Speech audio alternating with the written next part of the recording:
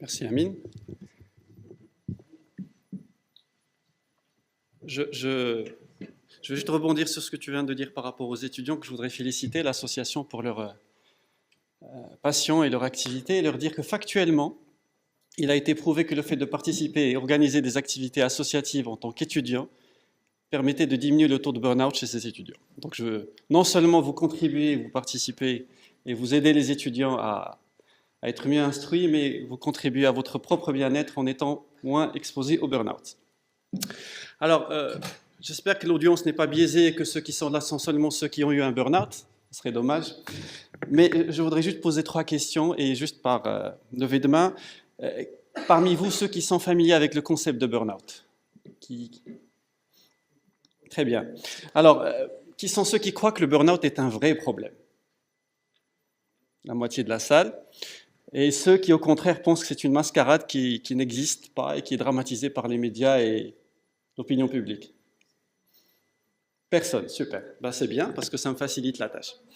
Il n'y a pas de sceptiques, parce que j'ai préparé cette slide pour les sceptiques. Pour ceux qui doutent encore et qui n'ont pas levé la main, le burn-out est assez important et assez grave que l'une des plus prestigieuses revues scientifiques est le Lancet, pas une sous-spécialité ou un sous-groupe du Lancet, le Lancet, en 2016 a publié ce papier, c'est une méta-analyse sur le burn-out chez les médecins. Donc pour comprendre que le problème est vraiment grave et qu'il a été sujet de beaucoup d'études scientifiques au point qu'il y ait une méta-analyse publiée au Lancet. Et ce qu'on apprend sur cet article-là, c'est que dans le monde, globalement sur les études publiées, je parle des médecins, je ne parle pas des étudiants en médecine, environ 50% des médecins partout dans le monde sont victimes de symptômes de burn-out. Et la gravité du burn-out est personnelle, certes, parce qu'elle a des conséquences graves. Les gens commencent à s'absenter, ils sont agressifs envers leurs collègues, envers leurs patients, ils n'ont plus d'empathie vis-à-vis de leurs patients. Et des conséquences encore plus graves comme la négligence, le taux de faute médicale qui est plus important quand on est exposé au burn-out, et un taux d'abandon de la profession aussi. Et finalement, sur le plan personnel, ça a encore des conséquences graves, telles des addictions à l'alcool, aux drogues, la dépression, voire même le suicide. Donc c'est un problème qui est très sérieux et ses conséquences ne sont pas seulement personnelles, il peut avoir des conséquences graves aussi bien sur le patient que sur l'institution. Au point qu'on puisse considérer que c'est peut-être un problème de santé publique. Alors par rapport au Maroc, j'ai fait un peu le tour de la littérature mondiale et je me suis un peu intéressé à ce qui se passe au Maroc. Et j'ai trouvé 3 papiers qui ont étudié le burn-out chez les médecins en formation, essentiellement les résidents et les internes.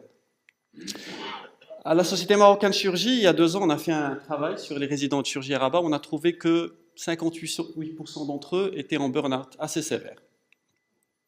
Et que ça avait un impact sur leur qualité de vie, de manière surprenante sur leur santé physique et sur leur formation. Le professeur Aboukal a fait le même travail, mais cette fois sur un échantillon plus large. Et il a trouvé que 83% des internes et résidents du CHU, de l'hôpital Ibn Sina à Rabat avaient un burn-out. Et qu'encore une fois, ça avait un impact négatif aussi bien que sur leur qualité de vie, cette fois sur des questionnaires validés, les mêmes questionnaires qu'utilisent les médecins pour les patients malades, mais sur les médecins en formation, que ça a une diminution de la qualité de vie secondaire à ce burn-out avec un impact sur la formation. Finalement, même chose à Casablanca, au CHU Bourgogne, c'était un taux de burn-out chez les internes et résidents qui est important à 63%.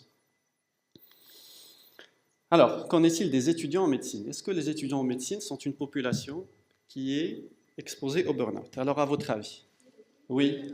Alors, qui pense que c'est un problème qui, comme les médecins, pourrait toucher plus de 50% des étudiants en médecine? Même plus. Moins de 50%? Alors, moi, par curiosité, j'ai pris les externes du service en chirurgie C, juste pour préparer cette présentation. Je leur ai dit, en discussion très amicale, que pensez-vous du burn-out? Alors, ils ont tous été unanimes, contrairement à les... Bon, donc c'est vraiment une population biaisée qui est ici. Alors, eux, ils disent que les étudiants de médecine ne sont pas concernés par le burn-out, qu'ils ont des études médicales cool, qui ne subissent aucune pression, qui n'ont pas de responsabilité, et que seulement les personnes psychologiquement fragiles, je ne sais pas quelle était leur définition de psychologiquement fragile, étaient exposées. Et que, unanimement, ils étaient tous d'accord que ça ne devait concerner que 10%, voire moins, des étudiants de médecine de Rabat. Bizarrement, ils pensaient que les étudiants à l'étranger, à l'Occident, seraient plus prédisposés au burn-out. Et quand je leur ai posé la question, mais pourquoi vous pensez que les étudiants à l'étranger seraient exposés au burn-out, ils m'ont répondu, parce qu'eux, ils ont une charge de travail plus importante, ils ont peut-être plus de responsabilités, donc on pense qu'en France, aux États-Unis, les gens seraient plus exposés au burn-out. Alors je leur ai dit, à votre avis, ceux qui sont ici, qui ont le burn-out, quels seraient les facteurs de risque? Alors ils pensent qu'il y a des facteurs surtout académiques. Donc au-delà de la fragilité psychologique qui exposerait au burn-out indépendamment du contexte, ils pensent que l'incompatibilité entre les cours et les stages, le fait de faire les cours, par exemple la sémiologie en deuxième année, de venir en troisième année faire la sémiologie avec un décalage, les déstabiliser un peu, ils pouvaient entraîner une situation de burn-out, ou l'incohérence entre les cours et les évaluations, le fait que, par exemple, un prof dise qu'il y a une question d'examen au niveau de ce sujet-là, où il n'y a pas de question d'examen, et qui ne respecte pas ses engagements, pouvait entraîner et déstabiliser les étudiants. Donc ça, c'était les retours des étudiants du service. Alors, pour répondre à la question du taux de burn-out, voici un peu globalement la distribution dans le monde. J'ai un peu essayé de regrouper les études publiées. Et le taux de burn-out varie de 10% au Brésil à 70% aux États-Unis. Je n'ai trouvé aucun article publié dans une revue scientifique au Maroc sur les étudiants en médecine, mais hier soir, par hasard, je tombe sur Internet sur une thèse qui a été faite à Marrakech en 2008 par un chirurgien, professeur Idrissi, qui est chef de service de chirurgie viscérale là-bas. Et le taux de 40% sur la carte du Maroc, c'est ce qu'ils ont trouvé. Ils ont trouvé que 40% des étudiants de médecine de Marrakech avaient des symptômes de burn-out. Alors le burn-out, c'est quoi? Alors le burn-out est un concept qui est venu du monde du travail, indépendamment de la médecine. Et il a été défini, j'ai trouvé cette définition dans la revue Archives des maladies professionnelles et de l'environnement, défini comme tout symptôme, alors médicalement constaté, donc constaté par un médecin, lié au surmenage d'origine professionnelle. Et notamment en cas de pression excessive sur les délais de réalisation des objectifs, ou à un harcèlement dont la personne peut être victime dans le cadre de ses relations de travail. Donc si on veut contextualiser par rapport aux étudiants en médecine, si le burn-out existe chez les étudiants en médecine, donc ça va être un symptôme médicalement constaté de surmenage qui serait secondaire à une pression excessive par rapport aux études, au volume, aux examens qui se rapprochent ou à l'avenir, ou secondaire à un harcèlement dont ils seraient victimes dans le cadre de leur cursus académique. Et le principal symptôme du burn-out, c'est l'épuisement. Que la personne qui est victime du burn-out se sent tout le temps fatiguée, même après un effort mineur, qu'il soit intellectuel, qu'il soit physique, et qui persiste, qui engendre une sorte de détresse. Et à cet épuisement, il y a un certain nombre d'autres symptômes qui ont été décrits, très large panel de symptômes qui vont des symptômes physiques, des douleurs musculaires, des vertiges, des maux de tête, une exposition aux maladies, des problèmes de sommeil, hypersomnie ou insomnie, l'impossibilité de se détendre, l'irritabilité, et qui peut aller à des choses beaucoup plus graves telles que le cynisme, le découragement, la perte de motivation, les erreurs, des oublis habituels. Et vous voyez que ces symptômes ne sont pas très spécifiques à quelque chose, c'est-à-dire quelqu'un de déprimé réellement, qui a une vraie dépression, une vraie maladie psychiatrique, on lui décrit les mêmes symptômes. Ou juste, si on est juste fatigué après un effort physique ou une période difficile, on décrit les mêmes symptômes. Alors il y a des efforts pour un peu standardiser tout ça. Et pour mesurer le burn-out, il y a eu, dans les années 70, un effort d'un médecin américain qui s'appelle Maslach. Et ce monsieur Maslach a créé un questionnaire de 22 questions. Et ce questionnaire est utilisé dans 90% des études scientifiques qui traitent du burn-out. Et il a divisé le burn-out en 3 catégories. Il y a l'épuisement émotionnel, c'est-à-dire la fatigue qui est le symptôme principal du burn-out. Et il y a 9 questions sur l'épuisement émotionnel. Le deuxième sous-groupe, c'est la dépersonnalisation, et qui se manifeste essentiellement par du cynisme, par l'absence d'empathie envers les autres, l'absence de motivation, l'indifférence par rapport aux autres. 5 questions, pour aboutir finalement à une perte d'accomplissement de soi, qui se manifeste par une dévalorisation de soi, une diminution de l'apport que la personne a vers la société, diminution de ses propres compétences et même de l'image que la personne a d'elle-même. Donc 8 questions, donc ça fait 22 questions. Et globalement, c'est un questionnaire qui est très très rapide à remplir. Il y a des questions comme « je me sens émotionnellement vidé par mon travail », etc. Il faut répondre par jamais, c'est 0 points, et chaque jour, c'est 6 points. Et puis on fait l'addition. Et quand on fait l'addition, on définit le burn-out à partir du score final. Par exemple, l'épuisement émotionnel est faible quand le score de questions est inférieur à 16, modéré entre 17 et 26 et élevé 27. Et toutes les études scientifiques généralement définissent le burn-out si un de ces sous-groupes est dans la case élevée. Un suffit pour dire que la personne est en burn-out. Et globalement encore, c'est essentiellement l'épuisement émotionnel qui est considéré comme le symptôme principal de burn-out. Et donc, essentiellement, dans la plupart des études, c'est cet élément qui est considéré comme élément du diagnostic du burn-out sur ce questionnaire. Alors, le problème du questionnaire, c'est que c'est un questionnaire. Et c'est un questionnaire qui est rempli par les personnes de manière volontaire. Et ce questionnaire, pour le valider, il y a beaucoup d'études statistiques, et quand on dit études statistiques, il y a des variabilités, des normales, etc. Et que ce n'est pas évident de dire si on a des chiffres élevés sur un questionnaire qu'on a un burn-out ou que c'est grave. Ceci est d'autant plus aggravé que, par exemple, si on prend la définition du burn-out, sur le score original de Maslach, supérieur à 27 pour l'épuisement émotionnel définissait le burn-out, mais sur la validation du score en France, ils ont considéré qu'on ne parlait de burn-out qu'à partir de 30. Donc il y a ce petit élément de variabilité qui fait que on se pose légitimement la question, est-ce que si on utilise ce questionnaire pour définir ou diagnostiquer le burn-out, est-ce qu'il est vraiment fiable pour le faire? Néanmoins, ce Maslach score est très populaire, il continue d'être utilisé au point qu'ils ont inventé une version spécifique pour les étudiants en faculté, en université. Ils ont un peu modifié le questionnaire avec toujours trois dimensions, l'épuisement émotionnel. Le deuxième élément, ils l'ont appelé cynisme, et c'est l'indifférence par rapport au cursus, par rapport aux études, par rapport à l'intérêt que l'étudiant a pour ses études. Et le troisième item, ils l'ont renommé efficacité professionnelle. Et ça, c'est la dévalorisation plus la perte de motivation par rapport à l'avenir dans le cadre du cursus universitaire. Et ils ont diminué le nombre de questions de 22 à 15.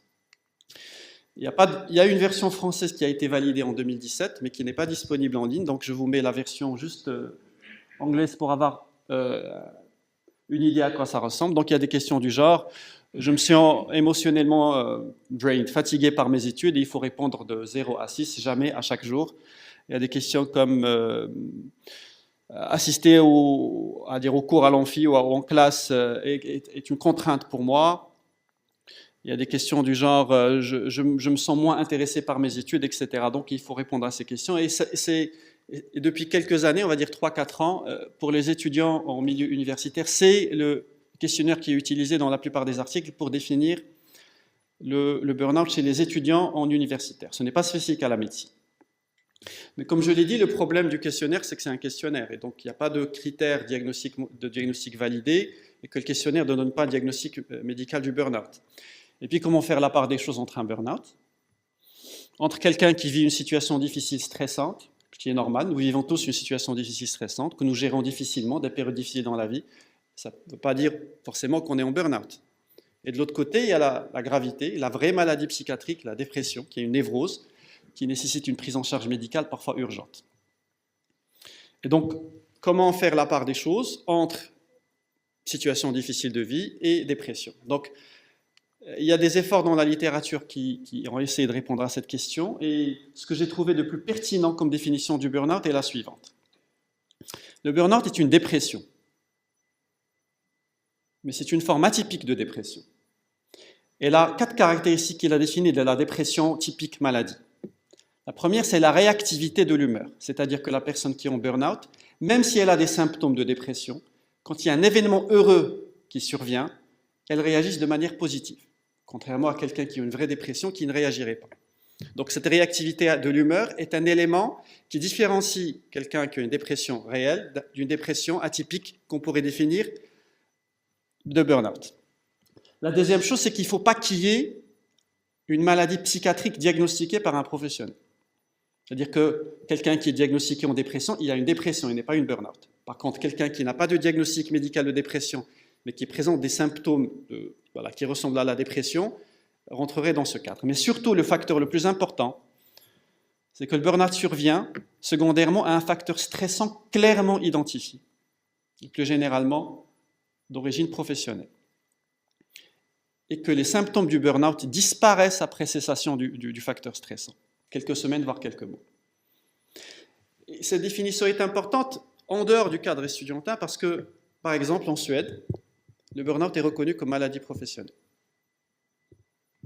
Contrairement aux États-Unis ou à la France où il n'est pas reconnu comme maladie professionnelle. Et qui dit maladie professionnelle, dire que l'employeur, c'est-à-dire la structure qui emploie les gens, si un médecin dit votre employé est en burn-out, ils sont obligés de prendre en charge médicalement le traitement du burn-out. Donc ça pose un problème d'argent. Donc il faut trouver des critères de définition réels et stricts du burn-out. Et la tendance est à ce que le burn-out devienne réellement une maladie professionnelle reconnue. Et que dans toutes les lois, même en France, le burn-out n'est pas cité comme burn-out, mais il est défini comme trouble de l'adaptation ou dépression atypique. Cette définition-là, il y a une tendance à ce que le burn-out soit défini comme ça. Dépression, forme atypique de la dépression avec ces 4 caractéristiques. Il y aurait une tendance à ce qu'il soit reconnu comme maladie professionnelle avec un remboursement de la prise en charge qui serait secondaire. Et ça se comprend parce que, bon, on l'a dit, le burn-out a des conséquences graves, mais je vais vous parler des conséquences du burn-out spécifiquement chez les étudiants en médecine. Je ne parle pas des internes résidents, spécifiquement les étudiants. Il y a beaucoup d'études publiées. Alors les conséquences du burn-out commencent par l'absentéisme, les gens ne viennent plus en cours, ne viennent plus en stage, détérioration des résultats académiques, échecs répétés, voire même abandon des études médicales. Et je dois dire que, voilà, durant ma carrière médicale, quand j'étais étudiant, autour de moi, j'en ai vu des gens qui ont eu du mal à s'adapter aux études médicales. J'en ai vu des gens qui ont eu à doubler et redoubler la première et la deuxième année et être obligés d'abandonner la médecine, voire même les gens qui bloquent à la 4e année ou qui bloquent à la 5e année. Et c'est généralement des gens connus, c'est généralement des gens qu'on sait qui vivent une situation difficile, mais on n'arrive pas à définir exactement pourquoi ils n'arrivent pas à s'adapter. Le burn-out expose à d'autres types de comportements. Tricher, mentir. Il expose au fait que le médecin en formation ne soit pas empathique envers les patients ou qu'il soit cynique ou moins éthique. Alors j'ai trouvé une étude extrêmement intéressante dans la littérature dans laquelle ils ont analysé le taux de burn-out chez les étudiants en médecine en 3e, 4e année aux États-Unis. Et ils ont vu à quel point ces étudiants étaient exposés à avoir des comportements qui n'étaient pas éthiques ou qui n'étaient pas corrects. Comme le fait de signer sur la feuille de présence pour un étudiant qui n'est pas là.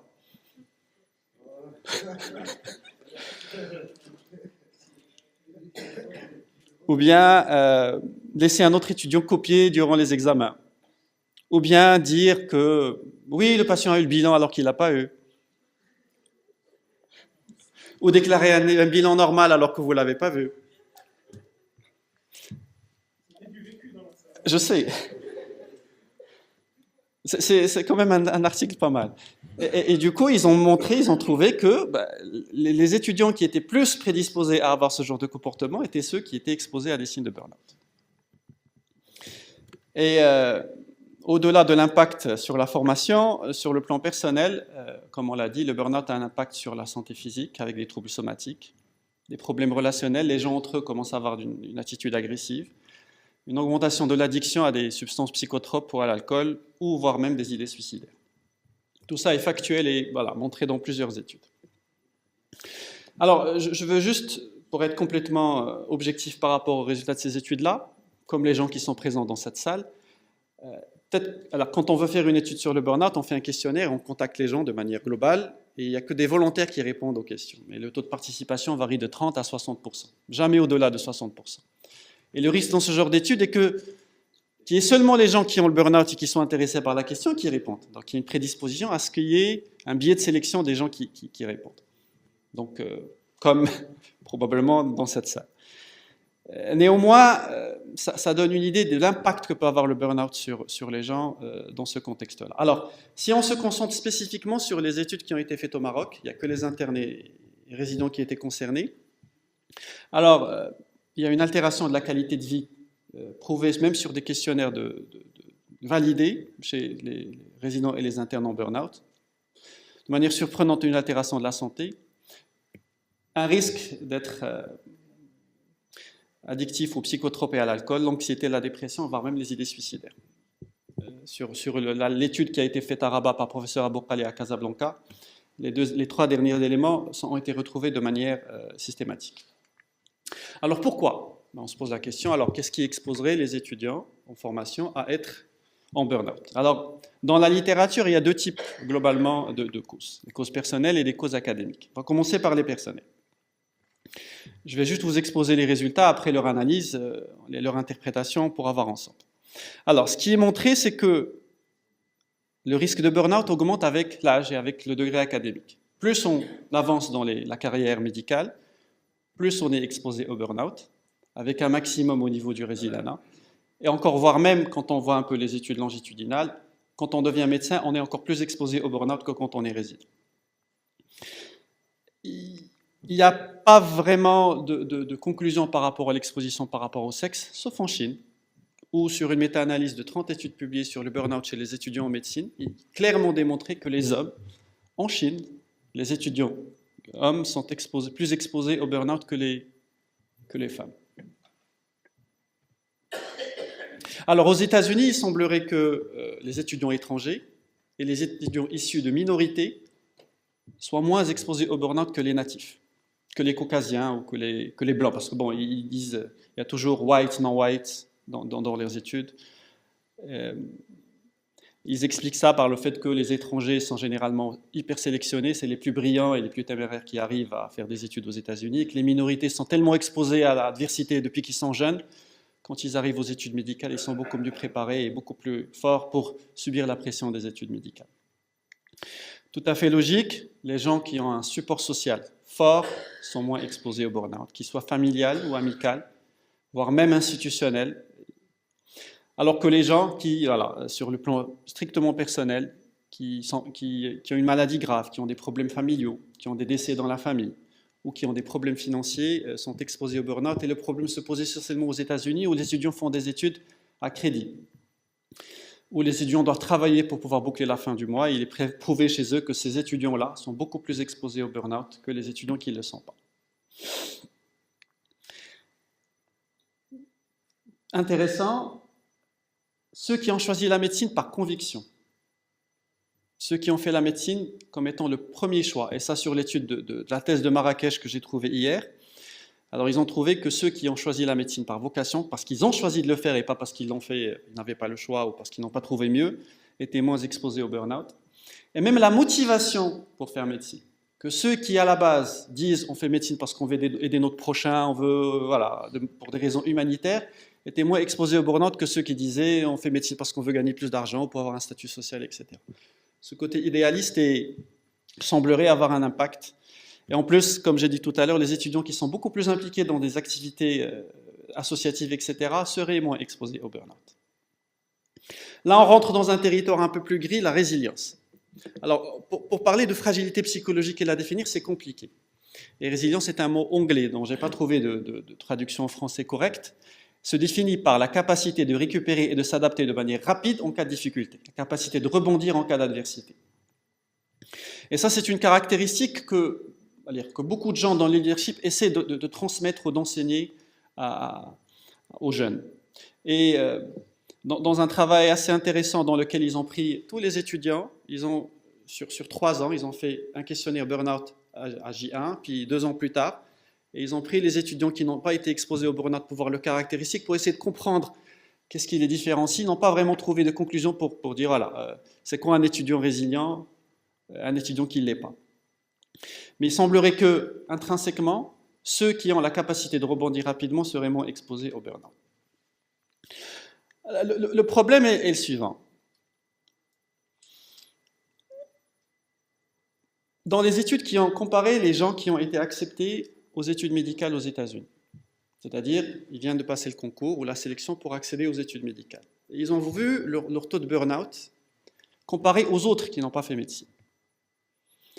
Alors, ces étudiants sont moins exposés au burn-out, ont moins de symptômes de burn-out que les autres.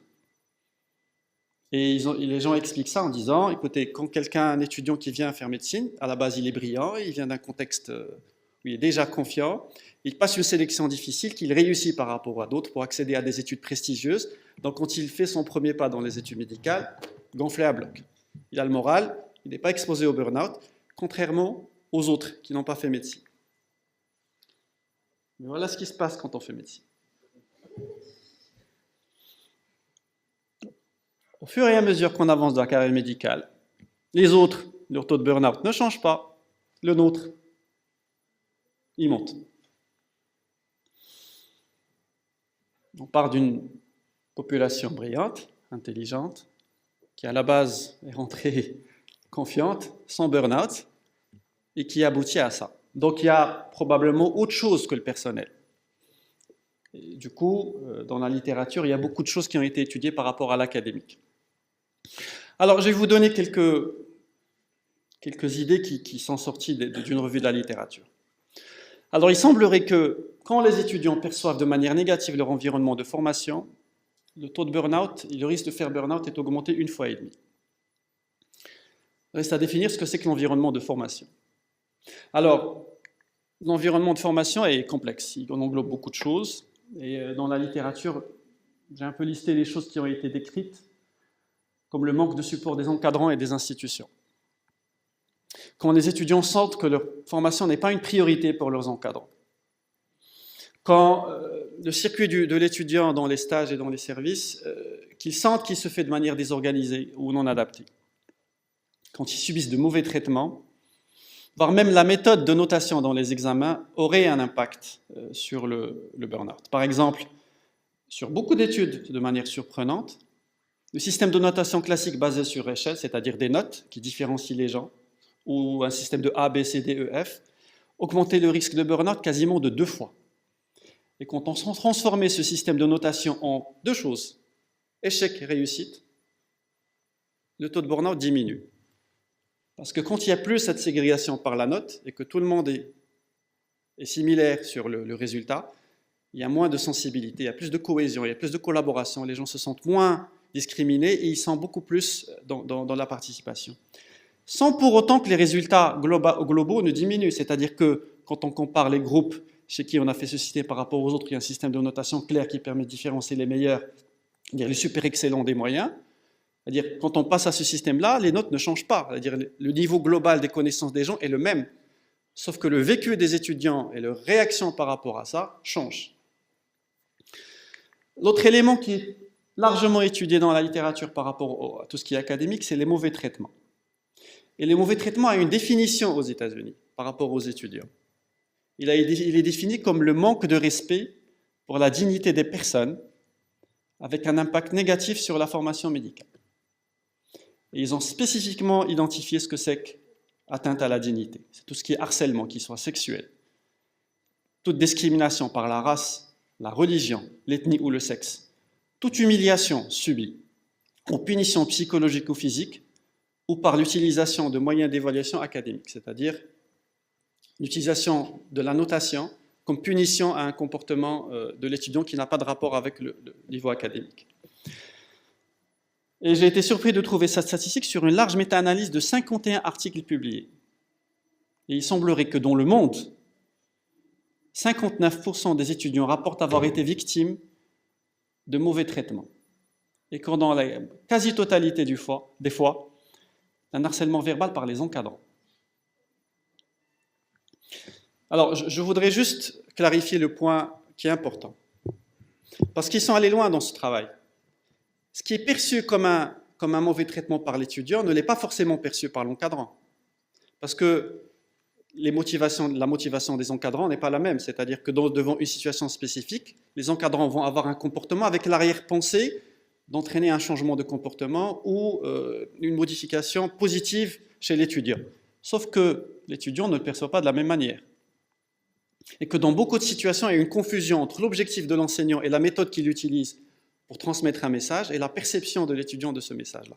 Donc ça, c'est exclusivement du point de vue de l'étudiant, sans confrontation dans des situations spécifiques entre l'objectif de l'enseignant et le ressenti des étudiants.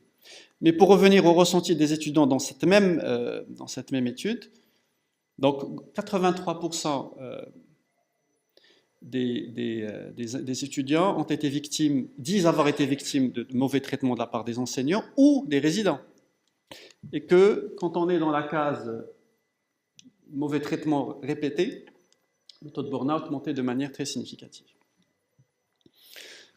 Et peut-être que ce point mérite une réflexion, une concentration, parce qu'encore une fois, il y a beaucoup de travaux, encore plus que le burn-out pour les étudiants sur le mauvais traitement, et qui a été clairement démontré que quand les étudiants se perçoivent victimes de mauvais traitements, ils ont les mêmes conséquences que le burn-out. Ils sont exposés au risque d'addiction à l'alcool, à la dépression, de regretter d'avoir fait médecine, ou de vouloir abandonner tout simplement la médecine.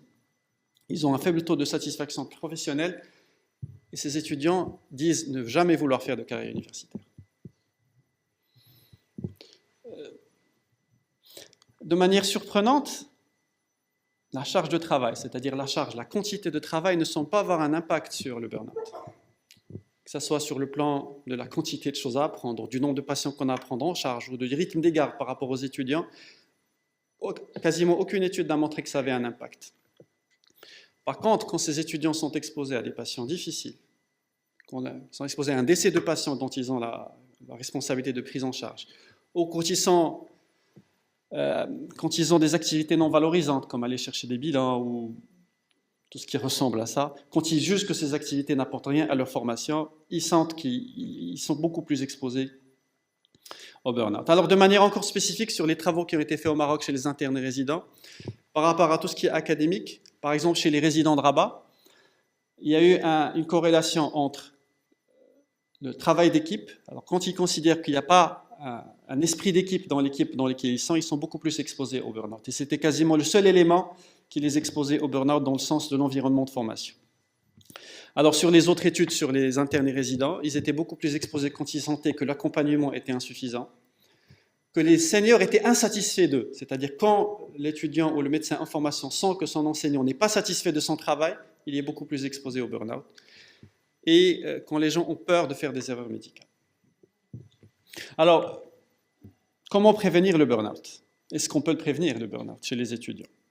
Visiblement, on peut, parce que sur le premier travail que je vous ai montré sur le Lancet, il s'est intéressé aux mesures qui ont été faites pour réduire le taux de burn-out. Ils ont montré que quand ces mesures étaient faites, elles permettaient de réduire de 30% le risque de burn-out, aussi bien chez les internes résidents et les médecins. Et ces mesures peuvent être de type personnel ou académique. Et sur le plan personnel, quelque chose de très important que je voudrais que les étudiants intègrent, c'est qu'on doit prendre responsabilité de notre propre santé mentale. Que l'attitude négative de toujours dire c'est la faute des autres, ou c'est la faute du système, ou c'est la faute pour expliquer le fait qu'on soit mal est une attitude négative qui ne sert à rien. Et que nous avons tous la responsabilité de notre propre santé mentale et qu'on est les premiers responsables de ce qui nous arrive. Et quand on sent qu'on est mal ou qu'on ne se sent pas bien, on doit prendre les mesures nécessaires pour en sortir. Et les mesures qui ont été étudiées sont des mesures. Alors, on n'a pas besoin d'études pour montrer qu'une bonne hygiène de vie et être attentif aux signaux d'alarme va améliorer notre situation. Mais bon, il y a des études qui ont été faites dans ce sens et qui ont montré que ça marche. Et c'est des choses très simples. Prendre soin de soi. Il faut bien dormir. Il faut avoir des activités de loisirs. Se trouver des périodes de repos. Savoir se construire un bon réseau social, familial ou amical pour être soutenu. Être attentif aux propres signaux d'alarme que nous avons, ne pas se laisser aller à se sentir fatigué tout le temps, à être mal sans réagir et savoir demander de l'aide quand il faut demander de l'aide.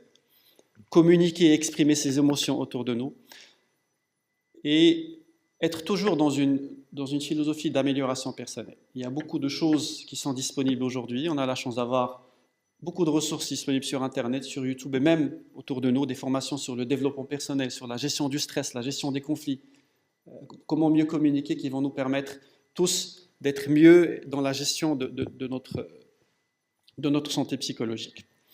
Alors, mais ce n'est pas uniquement un problème personnel, comme on l'a vu, les conséquences du burn-out sont aussi institutionnelles et académiques. Et donc, même les institutions doivent prendre en considération ce problème et probablement intégrer dans leur curriculum, dans leur programme, des éléments qui vont permettre de mieux aider les étudiants à prévenir ou à gérer leur détresse. Aux États-Unis et au Canada, on a vu, il y a beaucoup de papiers qui sortent et qui disent que beaucoup d'écoles de médecine intègrent aujourd'hui dans leur curriculum des formations obligatoires de bien-être, que ce soit des formations spécifiques de gestion de stress ou de communication, de soutien entre collègues, etc. C'est des choses qui commencent à se développer et probablement dans les 5 prochaines années aux États-Unis et au Canada, ça va devenir partout des formations obligatoires intégrées au programme médical. On pourrait éventuellement, comme on l'a vu, proposer dans le système académique des changements qui vont permettre de réduire le taux, probablement en changeant le système de notation. Mais surtout, il y a des systèmes de tutorat et des cellules d'écoute. Le tutorat est quelque chose dont on parle souvent, dont on parle beaucoup, qui est difficilement applicable. Mais c'est quelque chose qui pourrait avoir un impact très positif sur les étudiants, qui puisse avoir une oreille attentive ou quelqu'un d'expérimenté qui va les guider et leur expliquer que, par exemple, devant une situation de détresse, c'est normal, de les orienter, leur donner des conseils, les rassurer par rapport à ces situations-là. Alors, d'autres mesures peuvent être faites, comme des cellules d'écoute. Alors, et là, je voudrais insister sur un point qui a été prouvé factuellement sur des études scientifiques.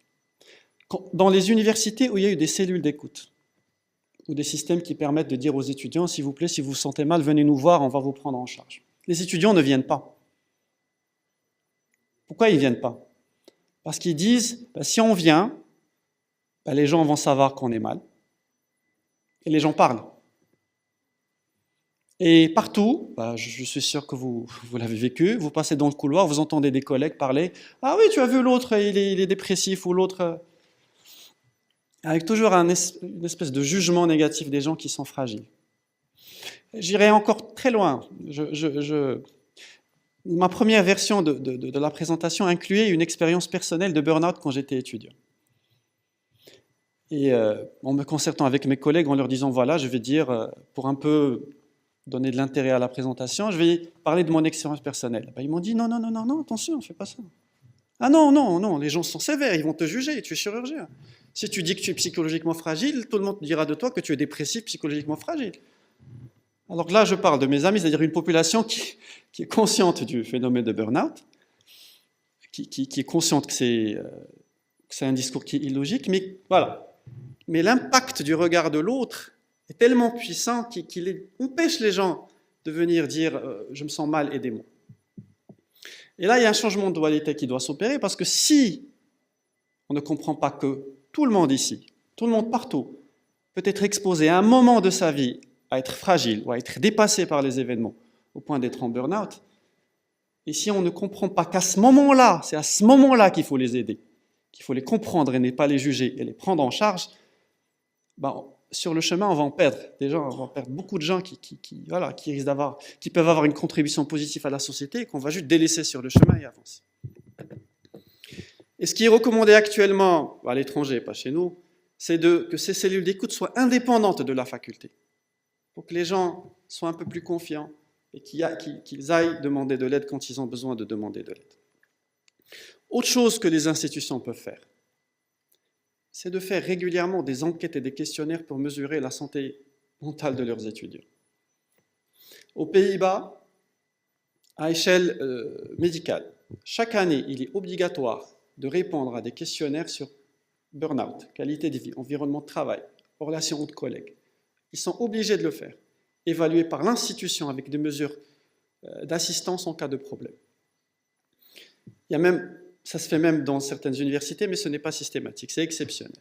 Et il serait intéressant pour la faculté de faire systématiquement, à intervalles réguliers, des enquêtes comme ça, des questionnaires, pour voir un peu comment les choses se situent et faire des mesures correctives.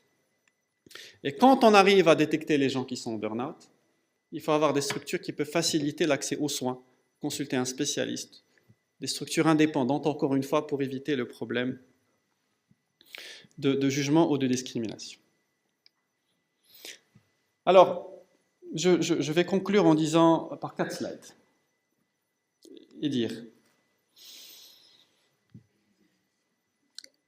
quand on commence comme ça. Quand on commence la médecine, on est heureux, on est fier, on est content. On va faire une formation prestigieuse, on a réussi un concours difficile, on est mieux que les autres. Et puis on devient comme ça, pour des raisons différentes. Et en fait, pour cet exposé, j'avais 3 objectifs. Le premier, c'est prendre conscience que le burn-out est un vrai problème. Et prendre conscience que le burn-out n'est pas quelque chose qu'on peut facilement détecter chez soi, que c'est quelque chose d'insidieux qui s'installe de manière très, très silencieuse et progressive, jusqu'au jour où on on arrive et on se sent très très mal. Et on ne sait pas pourquoi.